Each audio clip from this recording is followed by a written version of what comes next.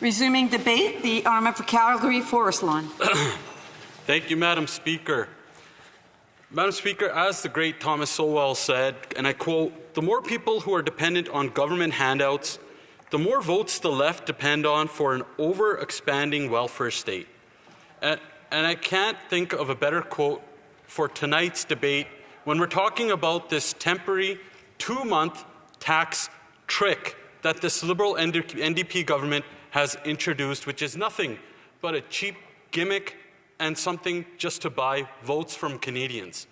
Overwhelmingly, everyone that you talk to, no matter what part of the country, it's a common theme when people ask, what happened to Canada?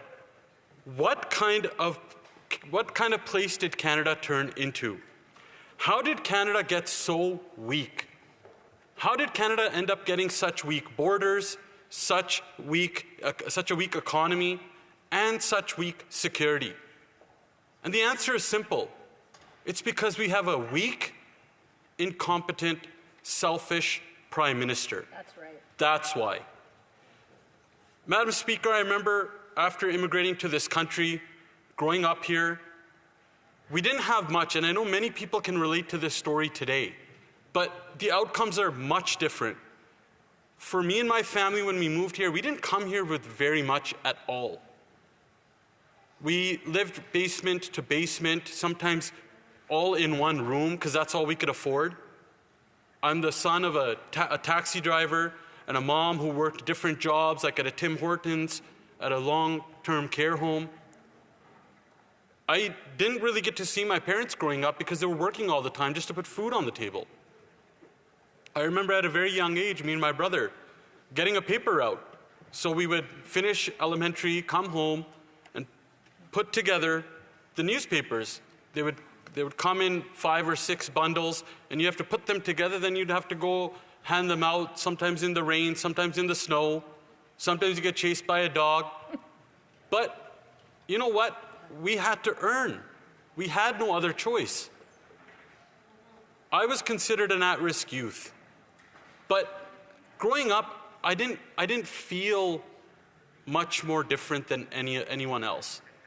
Because even though my parents struggled, we all struggled really hard, we could get by. That was the difference.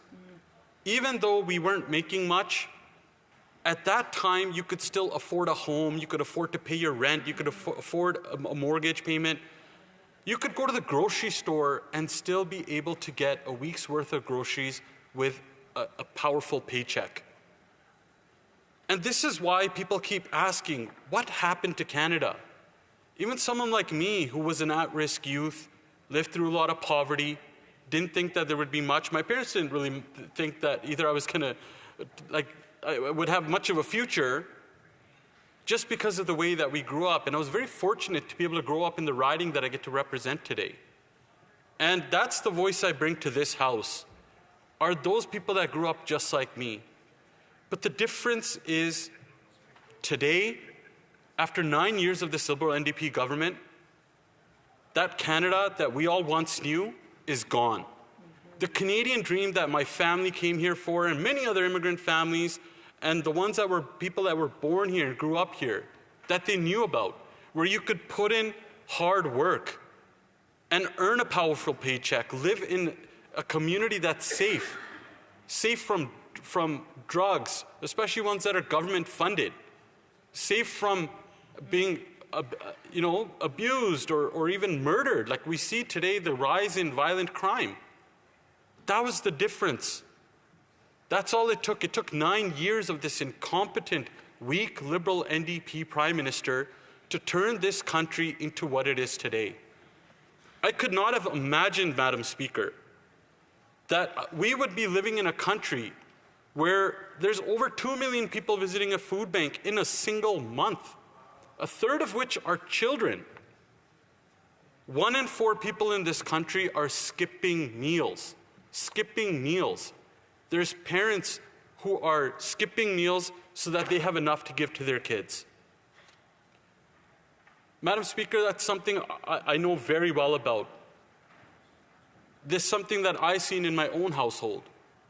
But we could still afford our rent then. We could still get groceries, even though we had to delay when we got them. But today, we're hearing about moms putting water in their kids' milks just so that they can stretch it out, buying less nutritious food, going to the almost expired aisles just to go shopping because that's all they can afford. There's other concerning stats that we've never seen in Canada before. 1 in 5 children live in poverty in this country. Child poverty is up just after 9 years of this incompetent Liberal-NDP government. Canada has the worst living standards in the last 40 years. Our GDP per capita has been on the decline for 2 years. In fact, it's technically we're in a GDP per capita recession. In simple terms, Canadians are getting poorer. It's not just a term that we can use. That's what Canadians are feeling today. As much as the finance minister says that they're in a vibe session, whatever that means, the vibe is clear in this country. Canadians are getting poorer. They're suffering. Or else 2 million of them wouldn't be lining up in food banks. Our jobs, our businesses, our investment are fleeing to the U.S. where there's less regulations, better return on investment. In fact, almost $500 billion of our Canadian jobs investment has gone to the U.S. It's making U.S. workers richer. It's making the U.S. economy better. It's building pipelines in the U.S.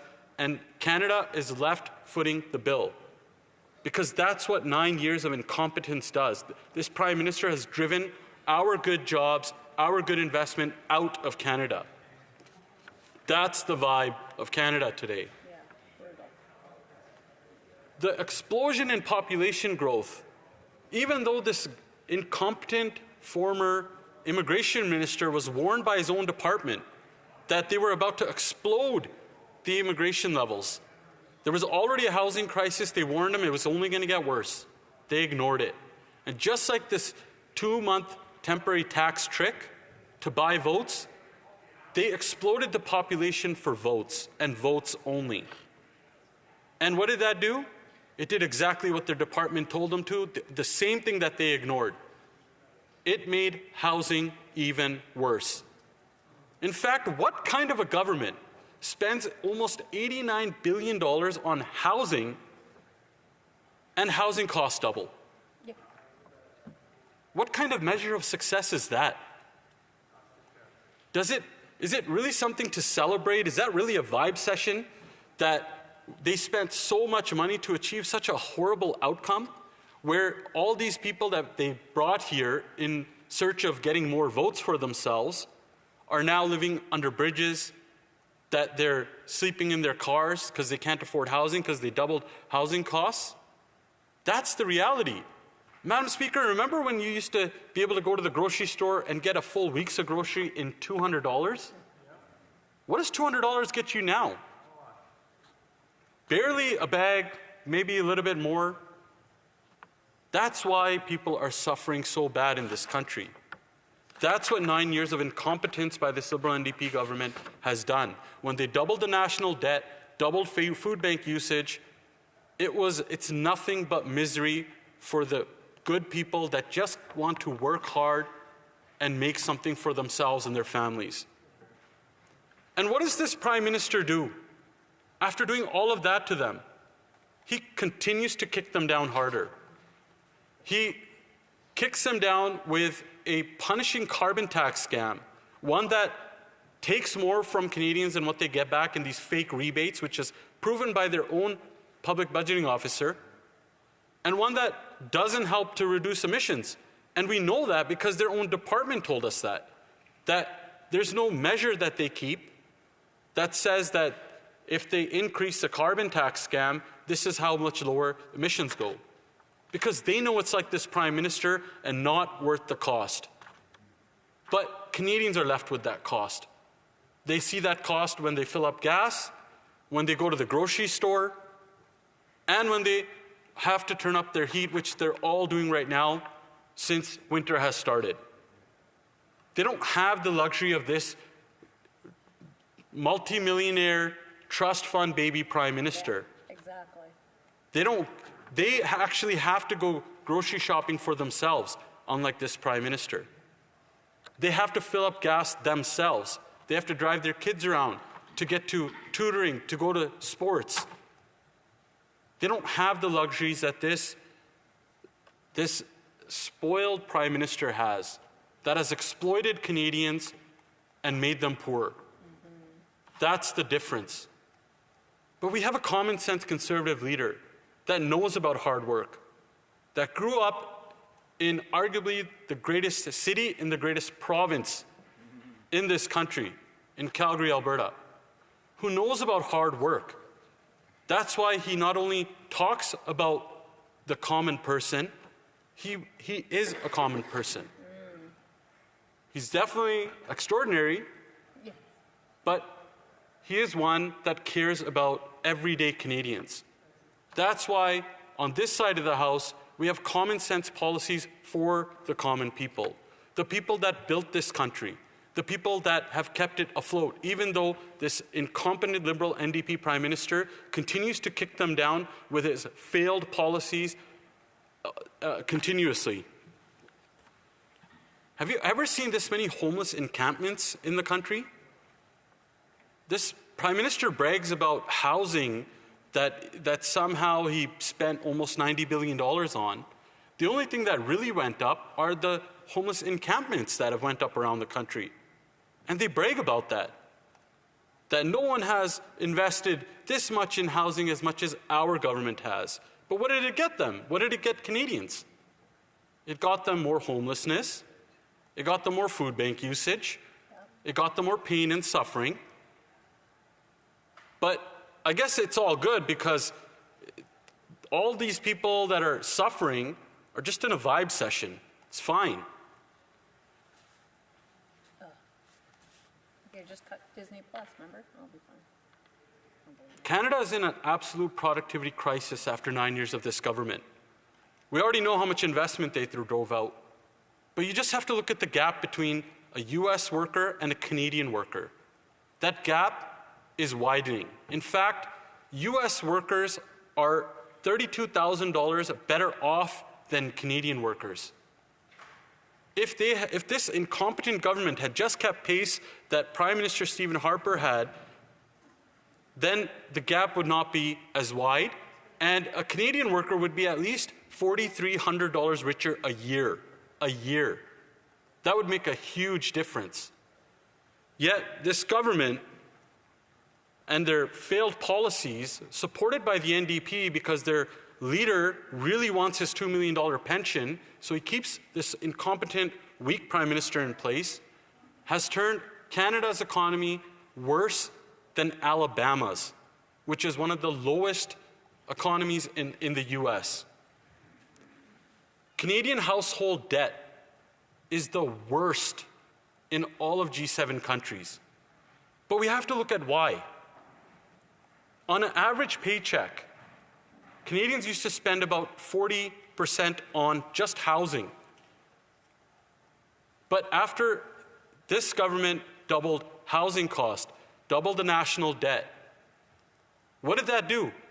Instead of a 40% of the paycheck, now it's 60 to 80% in some cases of what the paycheck goes just to housing for a worker. And as I had spoken before, when you go to the grocery store, you notice the difference. In fact, in the US, their prices are 37% lower at the grocery store than in Canada. It is all directly because of the carbon tax scam. They're charging a carbon tax to the farmer, then they're charging carbon tax on the trucker who's shipping that food, and to the grocery store who's selling the food. And of course, at the end of the day, the Canadians that are buying the food get hit with that overall cost. That's why it's a scam and nothing more. And that's why it's so expensive at the grocery store.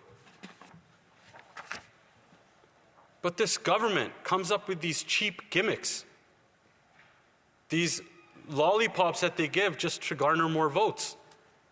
This is the reality because they know they can't stand on their own record. It's a failed record over the last 9 years. That's why we have statistics the way we do. If I was to read those statistics about 2 million Canadians in a food bank, 1 in 4 skipping meals, 1 in 5, you wouldn't think you're living or you're talking about a first world country. You would definitely think you're talking about a third world country. But that's what this government has done.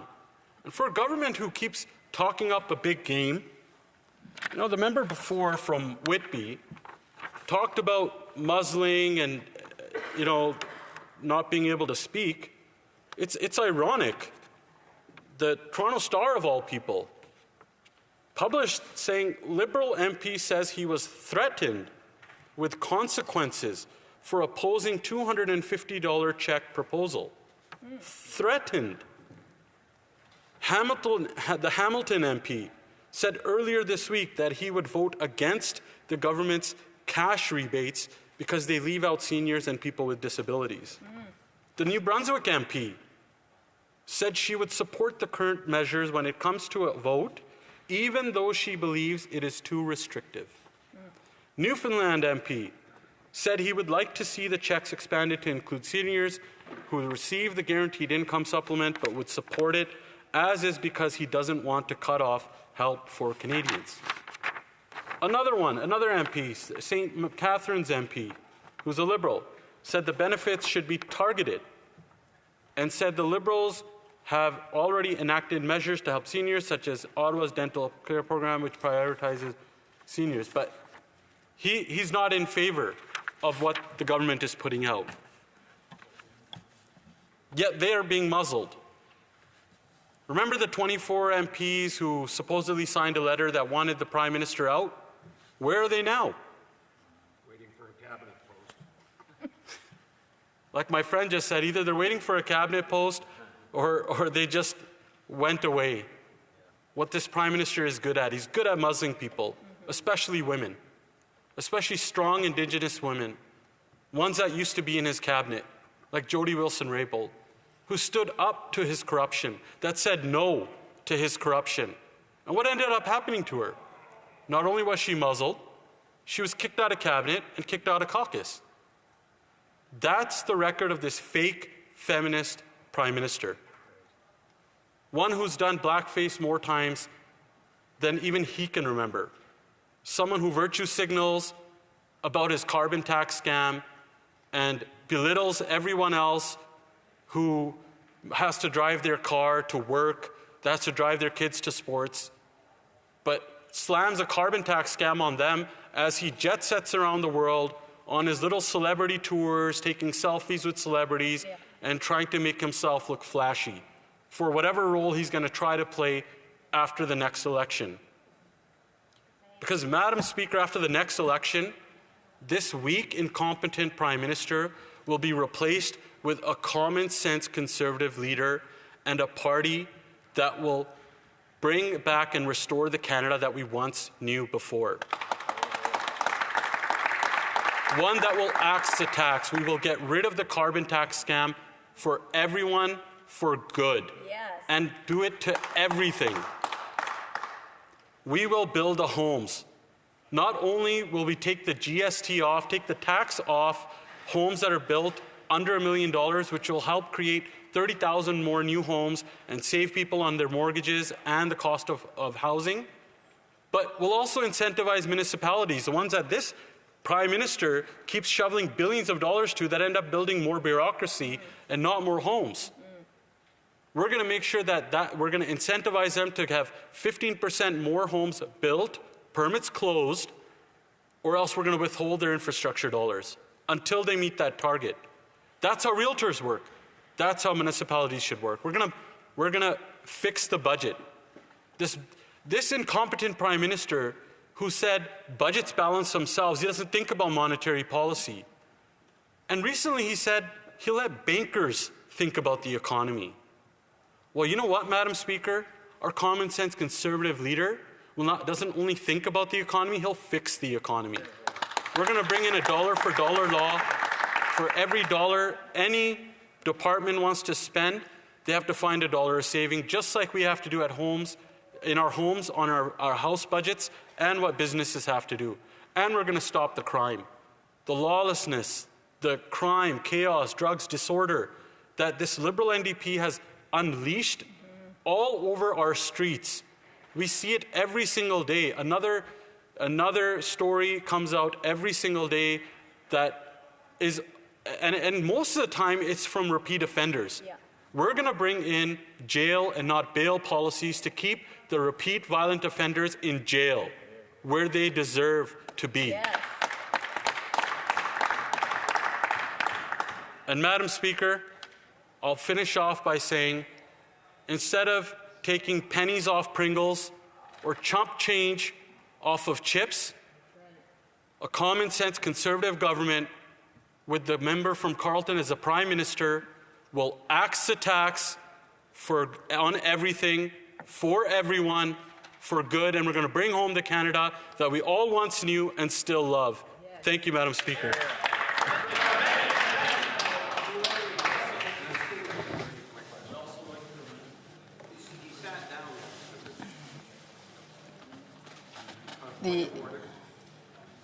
Just a minute.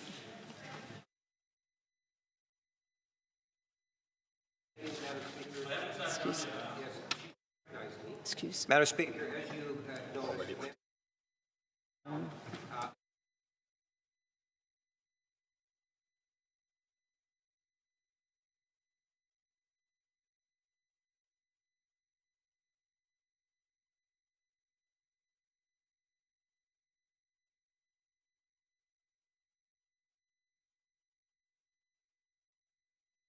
Order the honourable member for, hold on here. Grand Prairie Mackenzie. Sorry. Well, thank you, Madam Speaker. I think that there's some debate right now with regards to what happens, but I was here when I just wanted to make sure that my colleague had his additional papers. He hadn't. He was looking for them. Madam Speaker, I'm working to make sure that he does have those. Madam Speaker, you're shaking your head. I'm not sure why. Yeah. So the honourable member actually ended his speech, and it wasn't until other members came in to or raised and we're trying to raise a point of order. I was rising to recognize the honourable parliamentary secretary for questions and comments, and so the honourable member indicated that he had finished his speech at that time. The honourable parliamentary secretary, questions and comments. Sorry, I have another point of order. The honourable member for sorry, it's escaping me for a second. Prince George, no. Peace River, Prince George, Northern Rockies. Yeah, just to be very clear, Madam Speaker, I was sitting right behind the member giving his speech. All he was doing was adjusting to actually find the piece of paper that he was looking for. He found it, and he's ready to present it. So that's from somebody that watched it right, that was close. So Has the floor, so I will let him finish his point of order. So I just would challenge the clerk that we actually saw what was happening right in front of us, and he was going to make, he was looking for the document that he has to do. So I just challenge you, Madam Chair, that you would... Sorry, there is no challenges to the chair that way, and I just want to remind the member it's not proper to challenge the chair. I actually am sitting in front of the member as well. I'll allow, before I continue, I'll allow other points of order. The honourable member for New Westminster Burnaby. Thank you, Madam Speaker. It's very straightforward, as you know. When a member concludes their speech and sits down, that's it. And other members can't come in and try to cajole them to change their mind and get up again. It's a little disserving of Parliament how the Conservatives are acting right now. Point of order, the honourable official opposition House Leader. Yeah, I just point out, Madam Speaker, that the convention here is that we take people at their word. I clearly saw the member still on his seat. He was leaning over. He was. I had the perfect vantage point. I was just a little bit behind the honourable member. I could actually see behind the table. And he had not made contact with his chair at all. It might have looked like it. He was looking for the document that contained the rest of his speech. So I think the most reasonable thing to do The most reasonable thing to do, the member still had the opportunity to continue speaking. He was reaching for those documents. The most reasonable thing to do is to take the member at his word, allow him to finish, and then I know the member for Winnipeg doesn't often get a chance to speak, but I'm sure he'll have an opportunity in a moment. Then he can ask his question. But I think the conventional thing to do would be accept the member for Calgary Forest Lawn at his word, allow him to continue. So again, I just want to remind the honourable members that I am in the order. I see the honourable parliamentary secretary is rising on the same point of order again. Madam Speaker, just so that we're perfectly clear, the member who's right across from me sat down, I stood up. Other members said, no, there's this. I was ready to ask my question, Madam Speaker, and you are just about to recognize me for asking the question when there was the interruption across the way. He was clearly had sitting down, and I stand prepared to ask my question as I did minutes ago, Madam Speaker. So again, I've heard the points of orders. The honourable member for Northern Rocky, Peace River, Prince George, Peace River, Northern Rockies has already raised on this point of order. I'll allow him to interject one more time, and then you will allow me to speak. What I wasn't allowed to finish, Madam Chair, when I said challenge, I was going to say challenge to see the video where he actually did not sit, because he actually didn't sit. I was sitting right behind him and saw that he was looking for the paper and trying to find that document. Thank you, Madam Speaker. He did look at the video, he did sit, and the honourable member had unlimited time to order. The honourable member had unlimited time, and he indicated that he was done his speech.